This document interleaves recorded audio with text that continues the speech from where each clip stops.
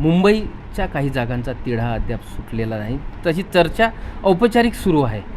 काय कसं वाटतं की कुणाला जास्त जागा मिळतील आणि एकंदरीतच महाविकास आघाडी जर लढेल तर किती जागा अपेक्षित आहे?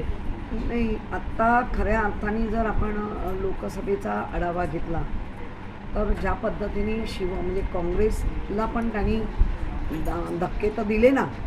नांदेडचे अशोक चव्हाण जे माजी मुख्यमंत्री ते गेले तरी नांदेड तिकडे हललं नाही. याचा अर्थ मतदार हलत नसतो. त्यांचा पुढारी कितीही बेईमानी करो, कुठूनही करो, काही करो, पण मतदार हलत नसतो. त्यामुळे इथला जो मतदार आहे तो यावेळेला मशालीवरच मतदान करेल ही आम्हाला पक्की खात्री आहे. आणि पटोले साहेब पण आता पक्षाच्या आदित्य साहेबांच्या उक्तीप्रमाणे म्हणण्याप्रमाणे की खिचाखिची तर झालीच पाहिजे, त्याच्यातच पक्षाच्या ताकदी आणि पक्षाचा कार्यकर्त्याला एक बळ मिळतं. पण याचा अर्थ असा नाही खिचाखिची होईल पण तुटातुटी होणार नाही.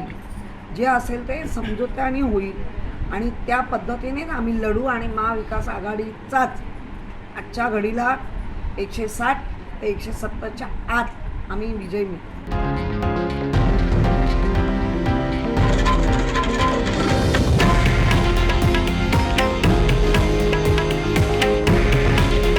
हे आहे देशातील नंबर 1 न्यूज नेटवर्क आणि आपण पाहत आहात TV9 मराठी.